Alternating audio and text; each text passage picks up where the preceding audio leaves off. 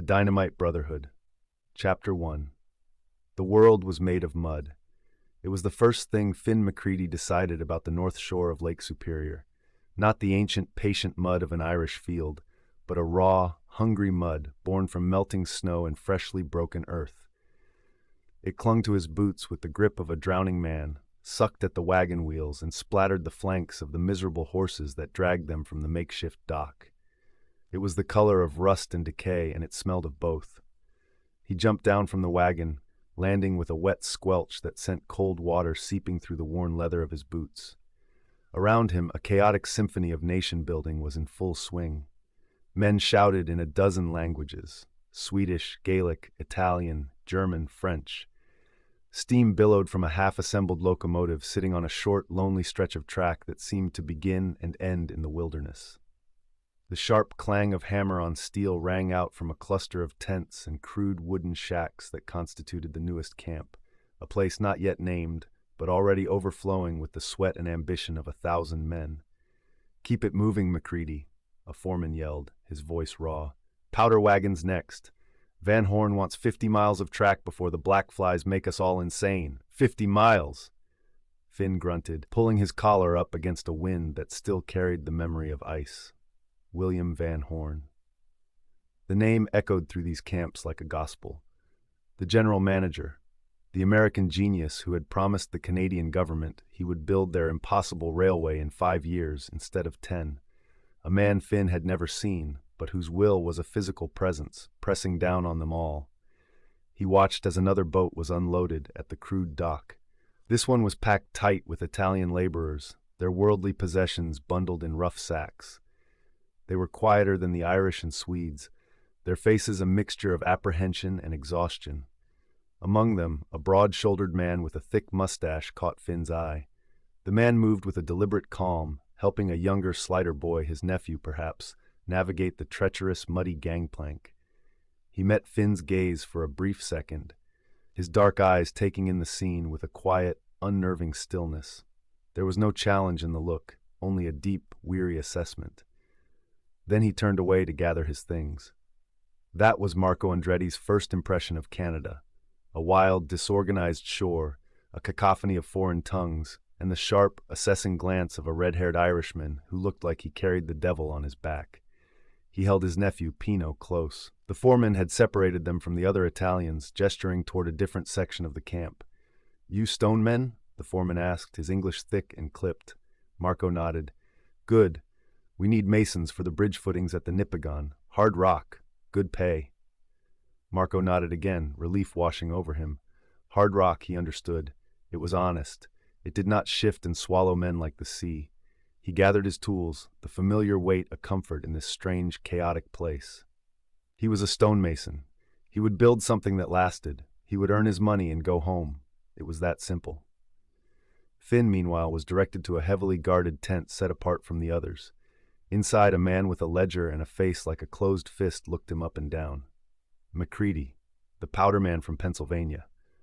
"The same," Finn said. "Heard you know your way around nitroglycerin." Finn's gut tightened. "I know not to sneeze near it." The man didn't smile. "This ain't coal country. This is the Canadian Shield. Pre-Cambrian granite, hardest rock on God's green earth. Dynamite barely scratches it. We need men who ain't afraid of the sweat."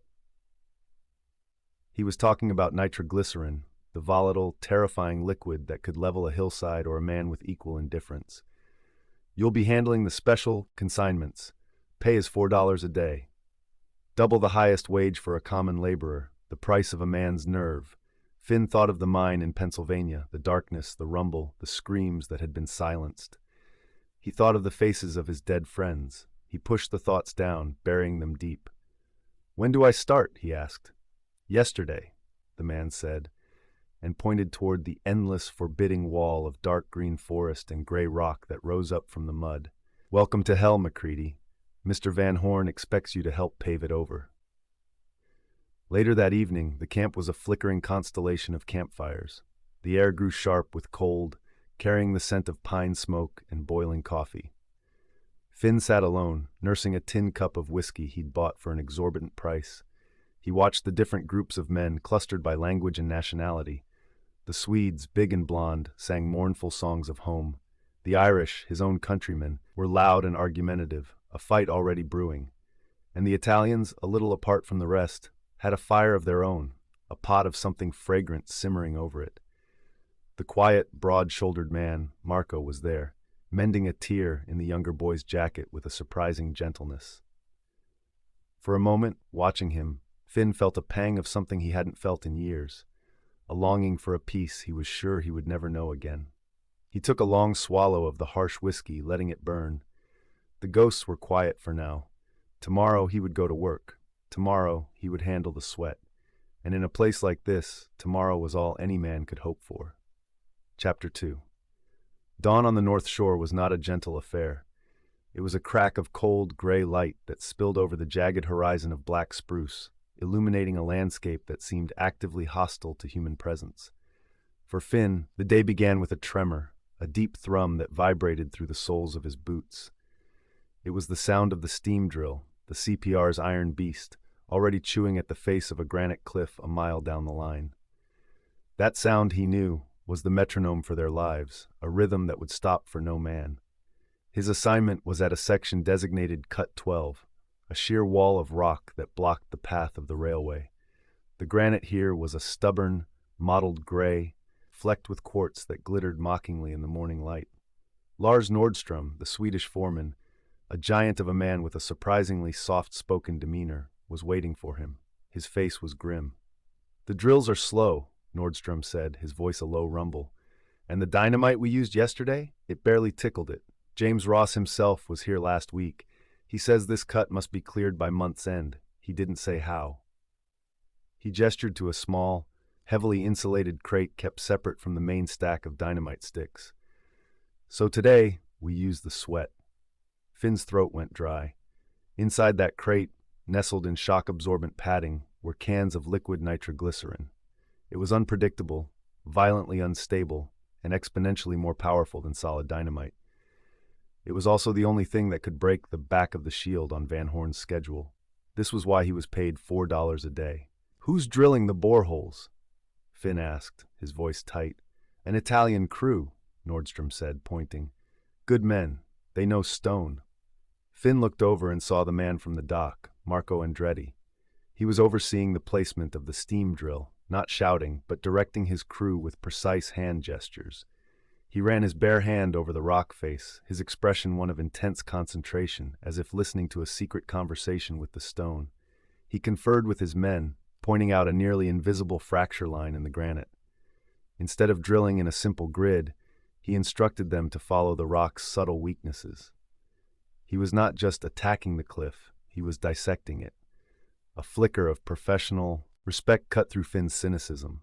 Most foremen just drilled holes. This man was reading the rock's language. It was the difference between a butcher and a surgeon. Hours later, the drilling was done. The steam drill was hauled back to a safe distance, and a heavy silence fell over the work site. All other crews, the track layers, the graders, the carpenters, had been cleared from the area. This was the powder man's time, a sacred and terrifying ritual. Nordstrom handed Finn a long, thin copper funnel and a measuring cup. "As much as you dare, MacCready," the foreman said, his voice strained, "but no more." Finn approached the crate with a slow, deliberate walk he had perfected over the years. Every step was measured, his body held in a state of controlled relaxation. Fear made a man clumsy, and clumsiness with nitroglycerin was a death sentence. He opened the crate. The liquid in the cans looked deceptively harmless, like pale syrup. But Finn knew that inside that liquid, demons were sleeping. A sharp knock, a sudden change in temperature, a stray spark, any of it could wake them. He began the process, his world narrowing to the borehole, the funnel, and the can in his hand. He poured with a surgeon's steadiness, his mind a blank slate, pushing away the memories of the Pennsylvania mine. He could feel dozens of eyes on him, including the steady, dark gaze of Marco Andretti, who had not retreated with the rest of his crew, but stood at the edge of the clearing, watching. He filled the first 3 holes without incident. As he started on the 4th, a shout went up from the ridge above. A supply mule, having broken free from its handler, was skittering down the steep path toward the blast site. Panic erupted. "Get the mule! Get it clear!" Nordstrom roared. Finn froze, his hand holding a half-full cup of liquid death. The mule, panicked by the shouting, bolted directly toward him, its iron-shod hooves striking sparks against the loose stones. Time seemed to slow. Finn saw the sparks, saw the approaching animal, saw the open can of nitroglycerin at his feet. He had a split second to make a choice: drop the cup and run, risking a detonation, or stand his ground and pray. Before he could act, a figure shot past him. It was Marco. He didn't run at the mule or shout.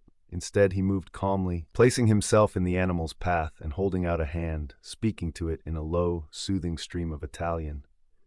The mule, responding to his calm energy, slowed its panicked flight.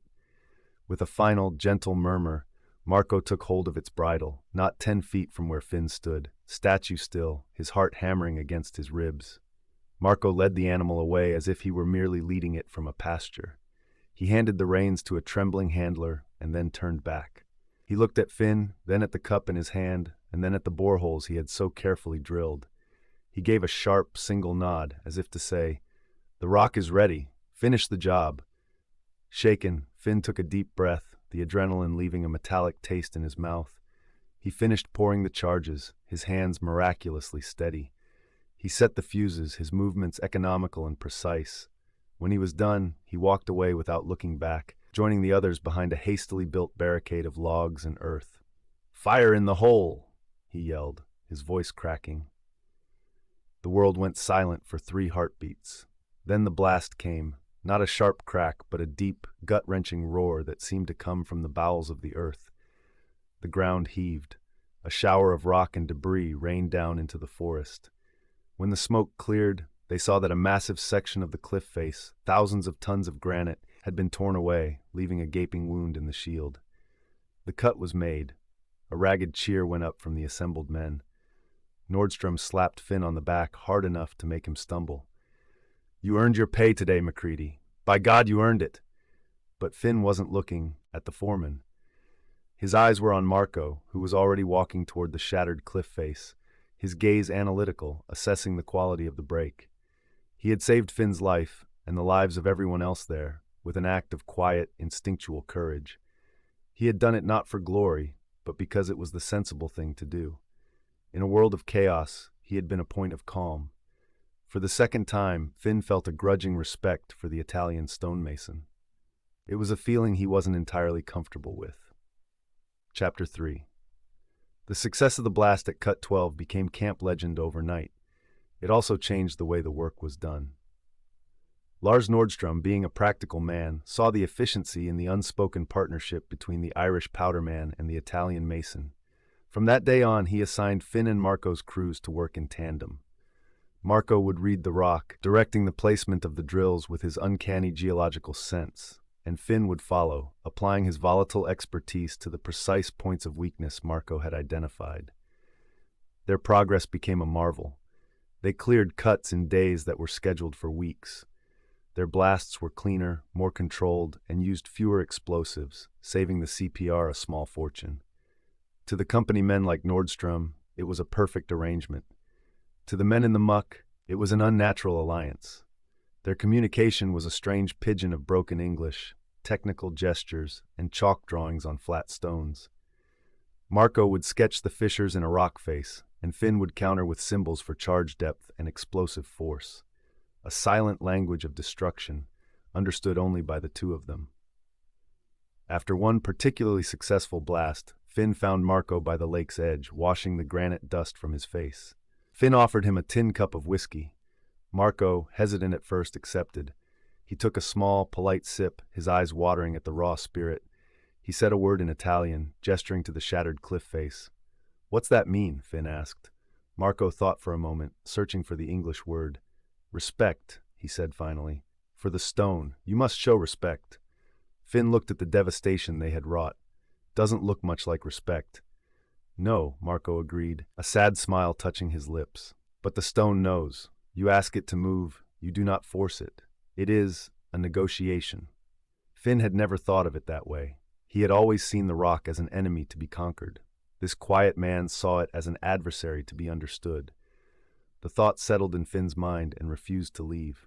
This growing camaraderie did not go unnoticed. The railway camps were a mosaic of tribal loyalties. Men worked, ate, and drank with their own countrymen. It was a matter of safety and familiarity in a profoundly unsafe and unfamiliar world. Finn's association with the Italian crew was seen as a betrayal by some of his fellow Irishmen. The resentment was personified by Paddy O'Shea, a hulking gang boss from Cork with a face like a clenched fist.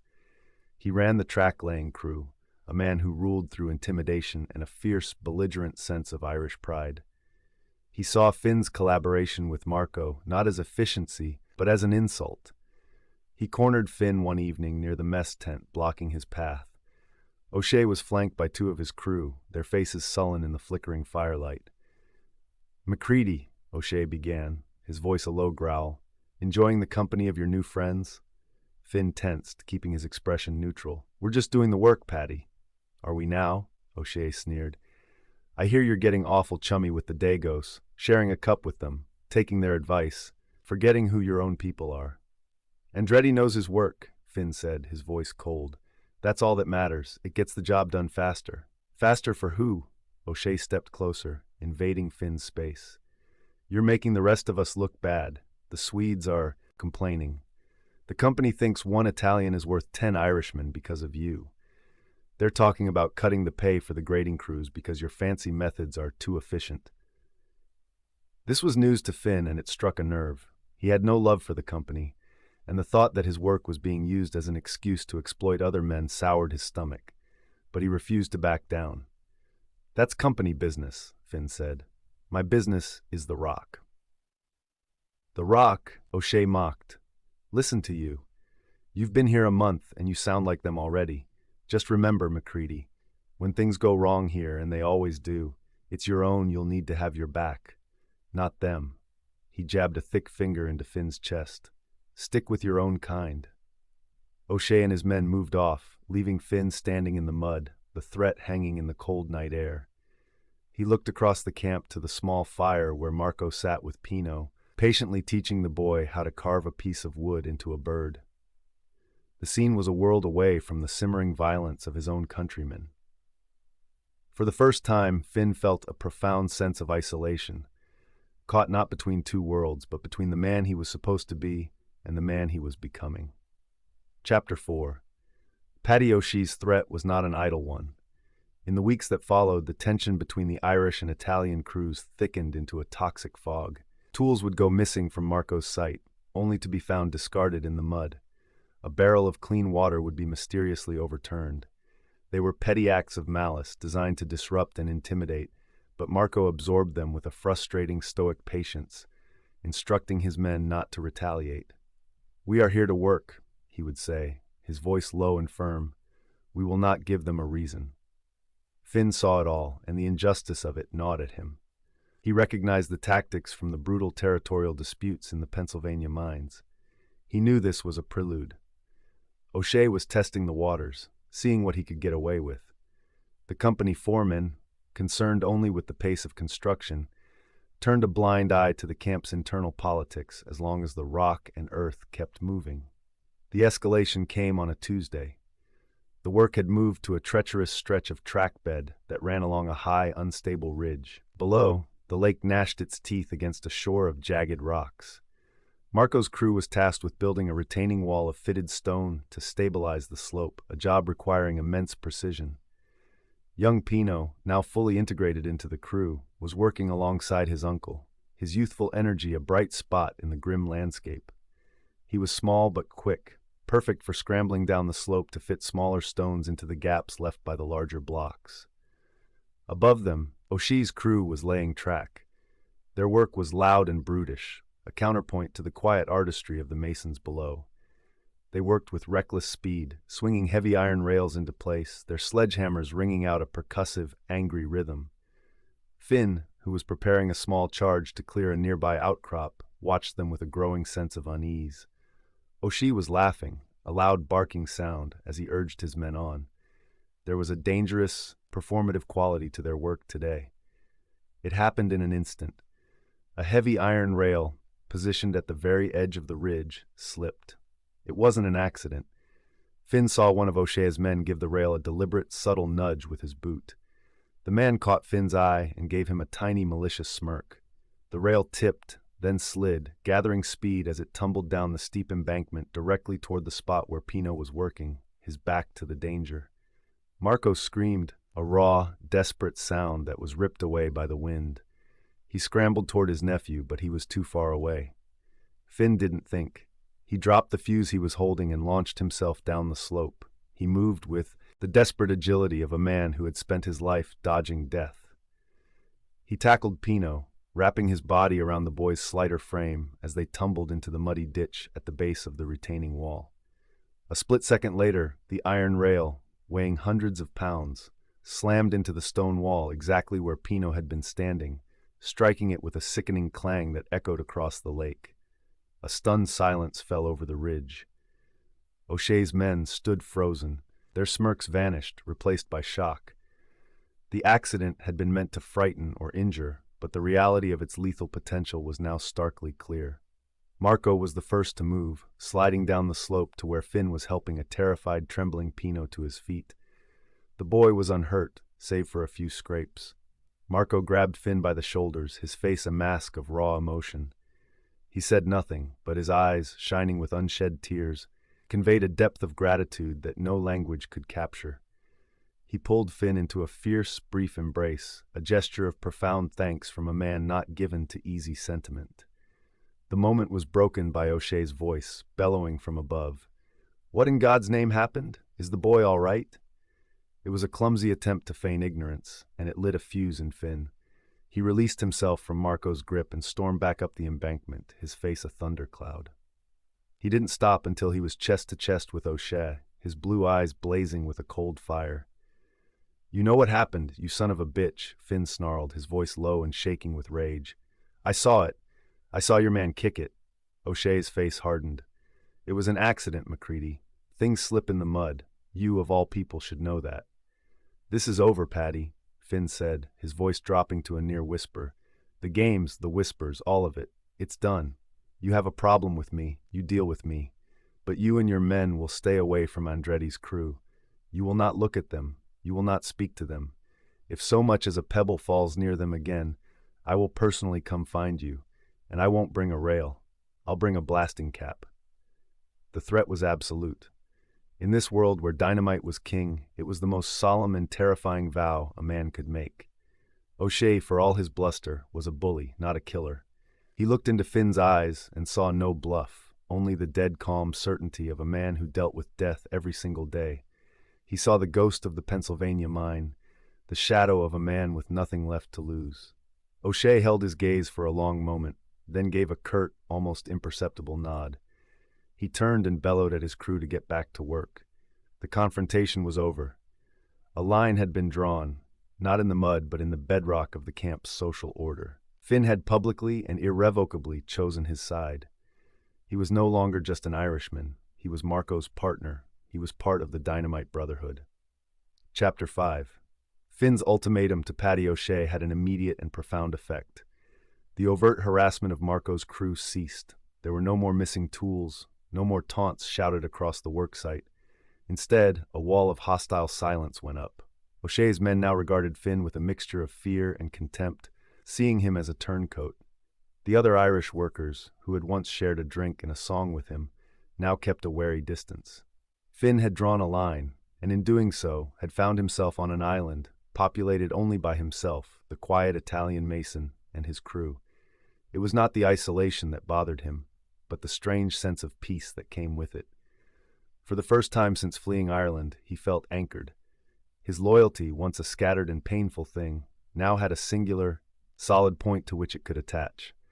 The gratitude from Marco's men was a quiet but constant presence. They would leave a piece of fresh-baked bread by his tent, or ensure his canteen was filled with clean water. Pino, who now shadowed Finn with a look of pure adoration, would practice his English by asking him questions about explosives, his boyish curiosity a strange antidote to the darkness of the subject. One evening, Marco invited Finn to share their meal. It was a simple stew, rich with herbs Marco had found in the woods and a rabbit Pino had snared. As they ate around the fire, Marco pulled a worn, folded letter from his pocket. It was from his wife, Elena. He read parts of it aloud, translating the Italian for Finn. He spoke of his children, his son, who was now tall enough to help in the garden, his daughter, who had learned to read.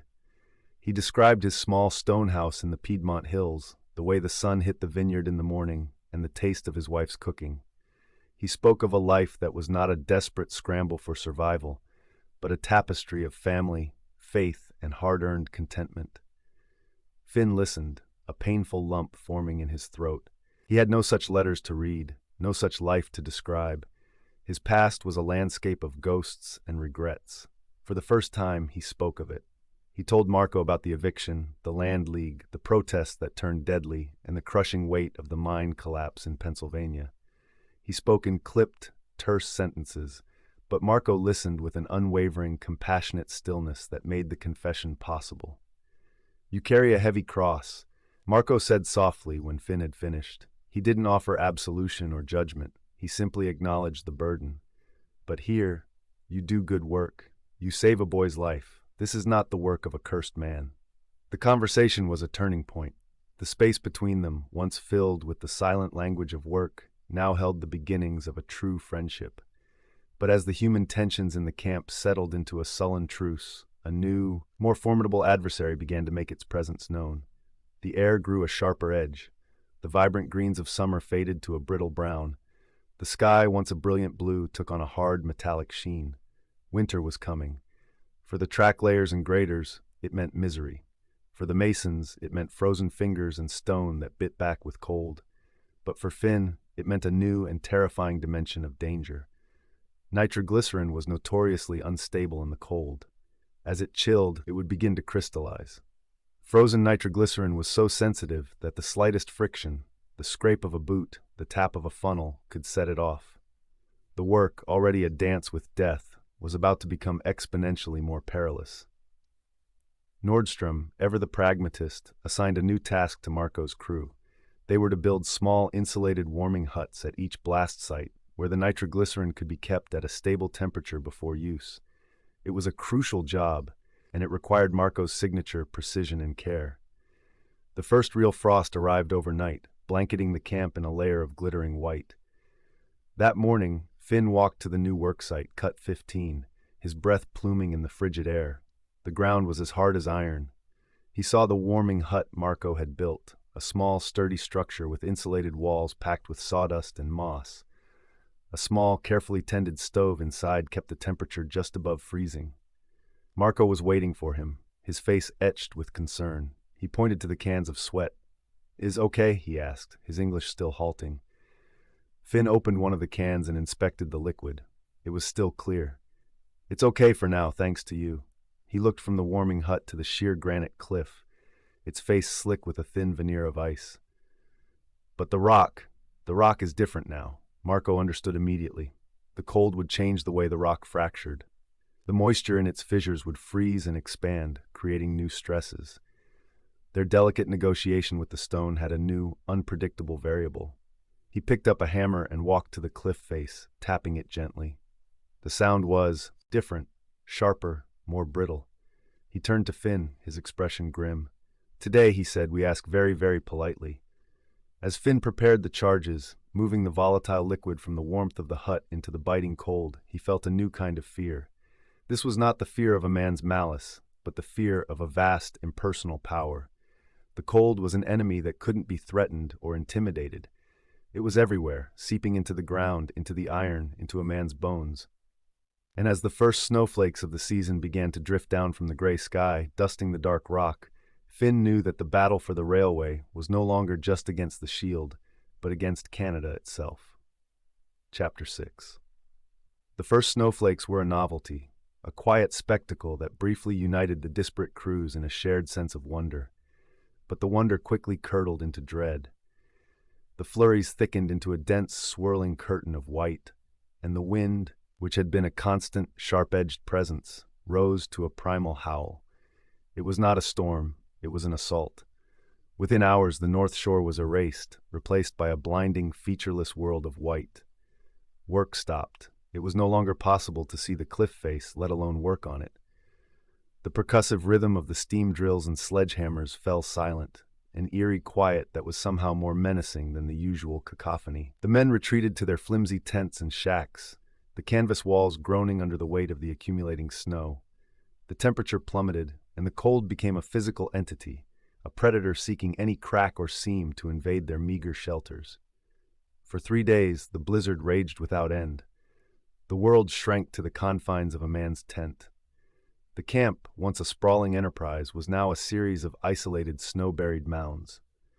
The foremen, including Nordstrom, organized teams to dig pathways between the mess tent, the infirmary, and the sleeping quarters, a desperate attempt to maintain a semblance of order. But the snow fell faster than they could shovel it. Finn and Marco, along with Pino and the rest of the Italian crew, found themselves huddled in their bunkhouse, a slightly more substantial structure than the common tents, but one that felt perilously fragile against the storm's fury. They rationed their firewood, their voices low as they listened to the wind tear at the roof. The easy camaraderie of the worksite was replaced by a tense, shared vigilance. Every creak of the timbers, every new gust of wind was a reminder of their profound vulnerability.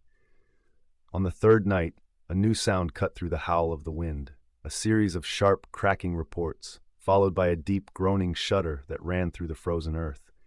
It was the sound of the supply shed, its roof collapsing under the immense weight of the snow. Nordstrom, his face grim and half-frozen, burst into their bunkhouse moments later. "The infirmary's supplies were in that shed," he yelled over the wind. "Dr. Hennessy is running low on everything. There are 3 men with frostbite and a boy from the grading crew with pneumonia. If we can't get to those medicines, they won't last the week." A rescue party was quickly assembled, a grim-faced collection of the strongest men from each crew, including Paddy O'Shea and his men. They rushed to the site of the collapse, their lanterns casting frantic, dancing shadows in the swirling snow. The scene was one of utter devastation. The shed had been completely flat and buried under a mountain of snow, splintered timbers, and frozen earth. "We'll dig it out," O'Shea declared, grabbing a shovel. His men followed suit, attacking the debris with a furious energy. But it was a hopeless task. The snow was packed as hard as cement, and the collapsed beams formed a tangled, impenetrable web. For every shovelful they removed, more snow would slide down from the drift above. Marco watched them for a few minutes, his expression thoughtful. He walked around the perimeter of the collapse, his eyes scanning the wreckage not as a chaotic mess, but as a structural problem. He pointed to a section where 2 of the main support beams had crossed as they fell, forming a small, stable V-shape. "There," he said to Finn, his voice barely audible over the storm. "It is a keystone. If we move that, the rest will shift. But it is too big, too heavy." Finn's eyes followed Marco's gesture. An idea, reckless and terrifying, began to form in his mind. He looked at the hopeless, brute force effort of O'Shea's crew, then back at the precise point Marco had identified. He thought of the nitroglycerin, sitting in its warming hut, a container of liquid power. "We don't have to move it," Finn said, a strange light in his eyes. "We just have to break it." Nordstrom and O'Shea looked at him as if he were insane. "Use dynamite in this?" the foreman exclaimed. "You'll bring the whole drift down on top of us. You'll bury what's left of the supplies for good." "Not dynamite," Finn said, his gaze fixed on Marco. "A small charge, a very small charge, just enough to crack that one beam. It's not about power, it's about precision." He was speaking their shared language now. He was talking about negotiation. Marco understood instantly. He nodded slowly. "A surgeon's cut," he said. "It was a mad gamble. Placing an explosive in the heart of an unstable debris field in the middle of a blizzard was suicidal. But watching the futile efforts of the digging crew and thinking of the sick men in the infirmary, Nordstrom knew it was their only chance. "Do it," he said. What followed was a masterpiece of calculated risk. Under Marco's direction, the Italian crew shored up a small section of the collapse, creating a narrow, precarious tunnel into the heart of the wreckage. They worked with a quiet, desperate efficiency, their movements economical and precise. Then it was Finn's turn. Carrying a small, rubber-sealed flask containing a few ounces of nitroglycerin, he crawled into the tunnel. The space was claustrophobic, the weight of the snow and timber above him a palpable presence. He reached the keystone beam and with painstaking care placed the charge, packing it with mud and snow to direct the blast inward. He crawled back out, his face pale but his hands steady. He lit the short fuse and scrambled for cover. The blast was not a roar, but a sharp surgical crack. For a moment, nothing happened. Then, with a deep groan, the keystone beam split.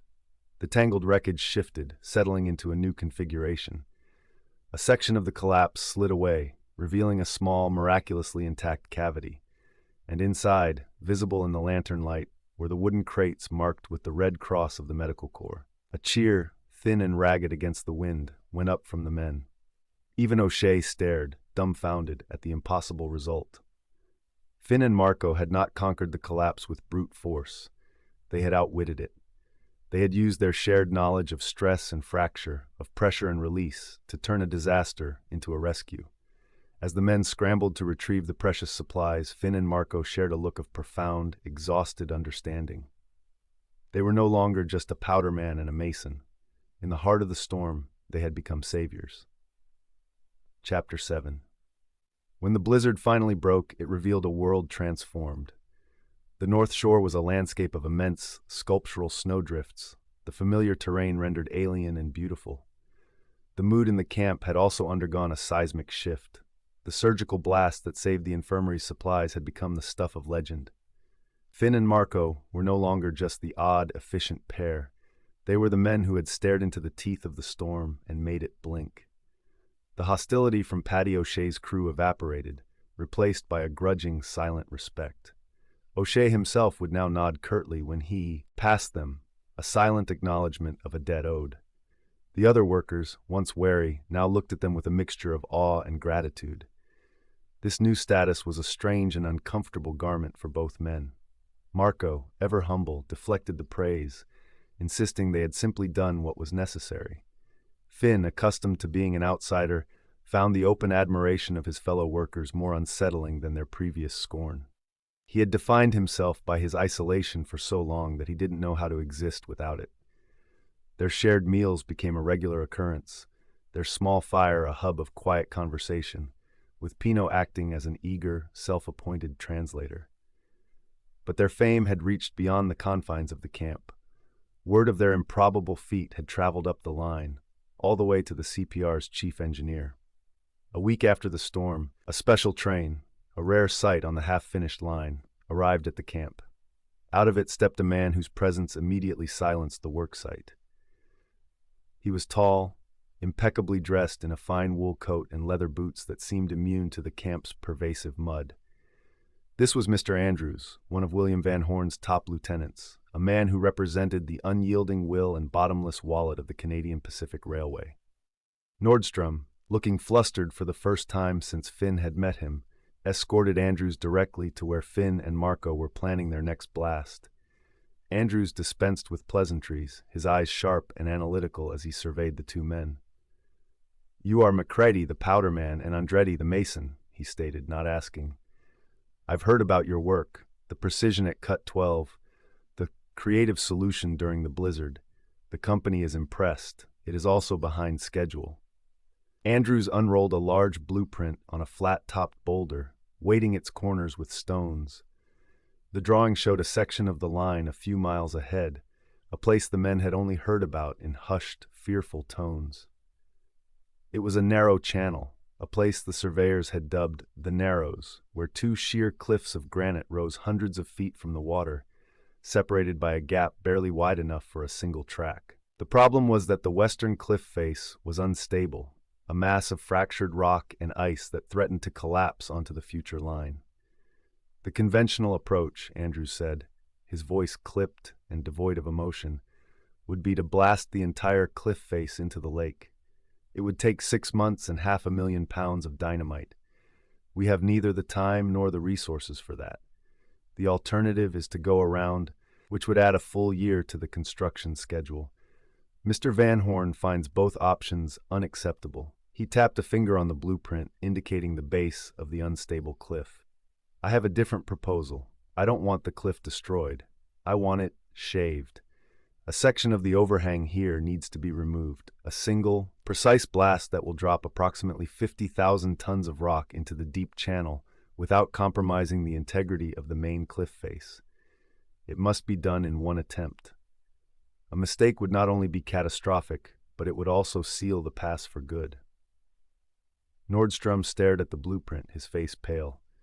Mr. Andrews, with all due respect, that's not possible. The calculations required, the precision, a single miscalculation and the whole thing comes down. It's too great a risk. Andrews didn't look at the foreman. His gaze was fixed on Finn and Marco. Your work suggests you are men who understand risk and precision. The company is prepared to offer a bonus, a substantial one, $500 each. The sum was staggering. It was more than a year's wages. It was enough for Marco to return to Italy, to buy more land, to secure his family's future for a generation. It was enough for Finn to disappear, to start a new life anywhere in the world, free from the ghosts that haunted him. Finn looked at Marco.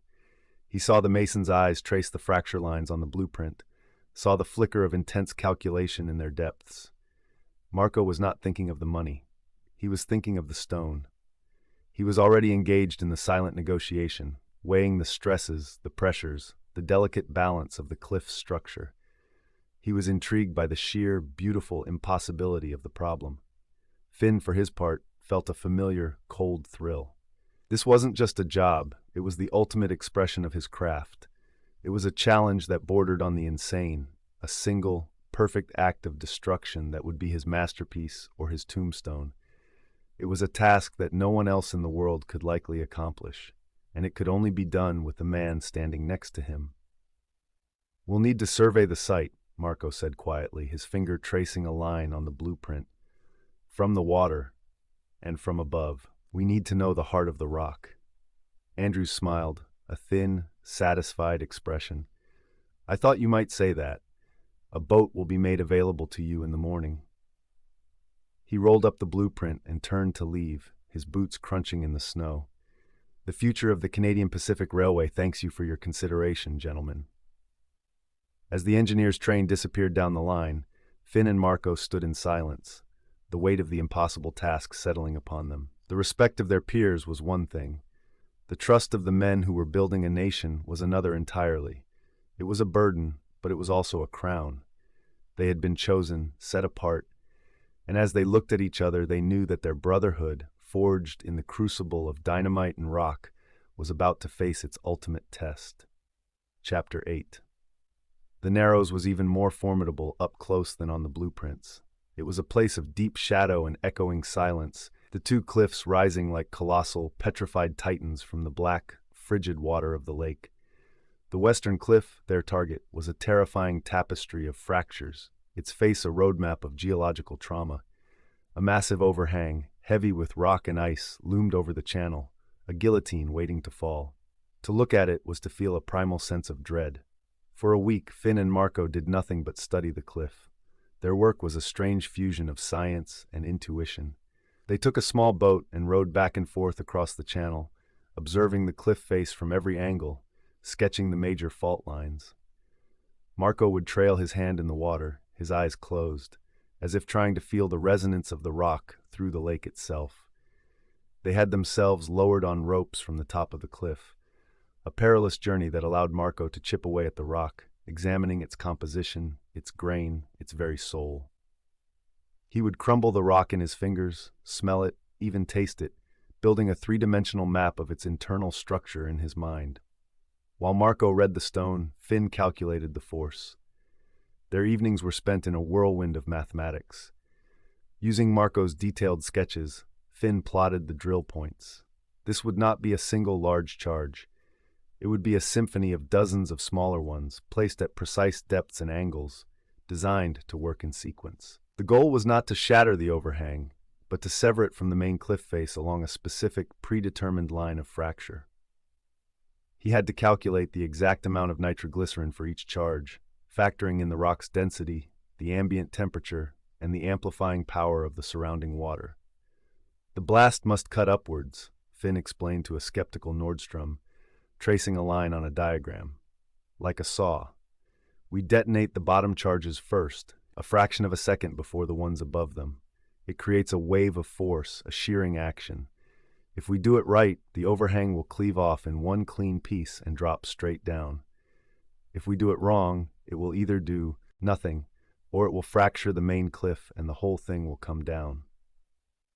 The preparation took another 2 weeks.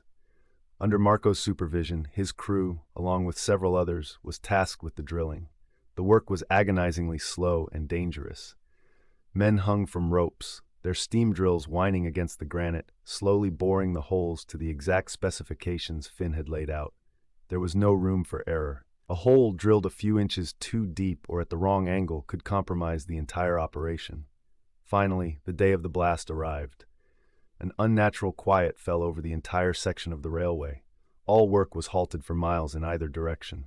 Mr. Andrews himself was present, watching from a safe distance on the opposite cliff, his face an unreadable mask. The camp held its collective breath. This was it. The final task belonged to Finn alone. For hours, he moved along the cliff face in a bosun's chair, painstakingly placing the charges in each of the drill holes. He handled the volatile nitroglycerin with the delicacy of a watchmaker, his movements fluid and economical despite the biting cold and the dizzying height. Each charge was connected by a complex web of detonating cord, a network of nerves leading back to a single plunger on the far side of the channel. When he was finished, he was rowed across the water to where Marco, Nordstrom, and Andrews waited. He was pale, his face slick with sweat despite the cold, but his eyes were clear and focused. He took one last look at the cliff, at the intricate pattern of his work. He had done all he could. The rest was up to the physics, the rock, and the gods. "Clear," he shouted, his voice echoing in the vast silence. He knelt by the detonator, his hand hovering over the plunger. He looked at Marco, who gave him a single firm nod. It was a transfer of trust, a final affirmation of their shared purpose. Finn closed his eyes for a second, took a deep breath, and pushed the plunger down. For a heart-stopping moment, nothing happened. The silence deepened, stretching to the breaking point. Then, a low rumble began. A vibration felt more in the bones than in the ears. It was not a single explosion, but a rapid series of them, a deep, stuttering cough from within the heart of the stone. A thin, sharp line of dust and smoke zipped up the cliff face, exactly along the line Finn had planned. It was the sound of the rock being sawn in two from the inside out. With a groan that seemed to shake the foundations of the world, the massive overhang began to move. It didn't explode. It didn't shatter. It simply detached. For a breathless instant, the 50,000-ton slab of granite hung in the air, seemingly suspended by sheer willpower. Then, with a majestic, terrible grace, it dropped. It fell in one piece, a solid, vertical block, plunging into the deep channel of the lake. The impact sent a colossal wave surging across the narrows, and the sound, a deafening primal roar, was the sound of a mountain being moved. When the spray settled and the echoes died away, they saw it. The main cliff was untouched, its face scarred but stable. The overhang was gone. In its place was a clean, sheer drop, leaving a clear, safe passage for the railway. It was perfect. It was impossible. It was a masterpiece. A wild, ecstatic cheer erupted from the onlookers. Men threw their hats in the air, their relief and disbelief pouring out in a single, joyous wave of sound. Nordstrom stared, speechless, his mouth agape. Andrews allowed himself a small, tight smile of profound satisfaction. But Finn and Marco just looked at each other. In that shared gaze was the culmination of their entire journey. They had taken the most dangerous substance on Earth and the most stubborn rock in the world, and with nothing but their courage, their intellect, and their trust in each other, they had bent them to their will. They had done more than move a mountain. They had carved their signature onto the face of the nation. Chapter 9. The return to camp was unlike any they had experienced before. It was a hero's welcome. The entire workforce, it seemed, was there to greet them. Men who had once looked at Finn with suspicion and Marco with disdain now clapped them on the back, offering flasks of whiskey and shouting their praises. Even Paddy O'Shea, his face weathered and grim, approached Finn and offered a stiff, formal handshake. "I've seen many things on this line, MacCready," he said, his voice loud enough for others to hear. "But never that. That was the work of a devil or a genius." Coming from O'Shea, it was the highest possible praise. That night, the company authorized a feast. Barrels of ale were rolled out, and a whole deer, purchased from local trappers, was roasted over a massive bonfire. The celebration was wild and cathartic. For one night, the brutal hierarchy of the camp dissolved into a shared, joyous revelry. At the center of it all were Finn and Marco. They were toasted, sung to, and asked to recount the story of the blast a dozen times. Finn, unused to such attention, was quiet and reserved, while Marco, with Pino translating enthusiastically, described the process with a craftsman's humble pride, giving as much credit to the drillers and the rope crews as to themselves. The next morning, Mr. Andrews summoned them to his private rail car, the same one that had brought him to the camp. The contrast between the opulent interior, all polished brass, velvet, and mahogany, and the rugged wilderness outside was jarring. Andrews was not a man for ceremony. He had 2 canvas bags sitting on the polished table. "Your bonuses," he said, sliding one bag toward each of them. $500 in gold coin as promised. The sheer weight of the bags was staggering. It was a physical, tangible representation of a life-changing sum. "The Canadian Pacific Railway meets its obligations. You have saved us a year of work and a fortune in dynamite. This is a fraction of what you are owed." Finn and Marco accepted the bags, their minds struggling to comprehend the reality of the moment. But Andrews had not brought them there simply for payment. "Your partnership," he continued, steepling his fingers, "is a remarkable asset, a powder man with the soul of a mathematician and a mason who can read the mind of the rock. Such a combination is unheard of. The company wishes to retain it." He slid a contract across the table. It was a formal proposal. The CPR was creating a new, elite 2-man unit, a special projects team tasked with the most difficult and sensitive blasting operations along the entire length of the expanding railway, from the mountains of British Columbia to the maritime coasts. They would be given their own private rail car, a staff, and a salary that was 5 times what they were currently earning. They would be the troubleshooters, the miracle workers, the men the company called when no one else could do the job. "You would answer only to me," Andrews concluded. "You would have carte blanche to solve the most challenging engineering problems on this continent. You would be legends." It was an incredible offer, the culmination of everything they had accomplished. It was a future, laid out for them on a silver platter. Finn looked at Marco, expecting to see the mason's eyes light up at the prospect of a lifetime of new challenges, of new stone to conquer. But Marco was not looking at the contract. He was looking out the window, his gaze fixed on the distant hills, his hand resting on the heavy canvas bag of gold. After a long moment, he turned to Andrews and spoke softly in Italian, letting Pino, who had accompanied them, translate. "It is a great honor, sir," Pino translated, his voice filled with awe at the offer his uncle was about to refuse. "But my uncle, his work here is done. This gold, it is not for him, it is for his family. It is for a vineyard in the hills of that Piedmont. It is for his son to have an education. His masterpiece is not the Narrows. His masterpiece is the life he will build for his children." Andrews listened, his expression unchanging. He seemed to understand. He turned his gaze to Finn. "And you, Mr. MacCready? A man with no vineyard to go home to. The mountains to the west are full of challenges. A man like you could make a kingdom for himself." Finn looked at the contract, then at Marco, then at the bag of gold. For the first time in his life, he had a true choice. He could accept Andrews' offer and become the legend the executive described, a master of controlled destruction, forever tied to the railway. Or he could take the money and walk away, free of all obligations, all ghosts. He thought of the quarry in Pennsylvania, of the men who had died there. He thought of the weight of the past he had carried for so long. "My work is with him," Finn said simply, nodding toward Marco. "If his work is done, then so is mine." He pushed the contract back across the table. "Thank you for the offer, sir, but I believe I'll take my payment and my leave." For the first time, a flicker of surprise and perhaps respect showed in Andrews' eyes. He had assumed their ambition matched his own. He had misunderstood the nature of their bond. It wasn't a partnership of convenience. It was a brotherhood forged in shared risk and mutual respect. It was not for sale. "As you wish," Andrews said, giving a slight nod. "The railway will be poorer for it."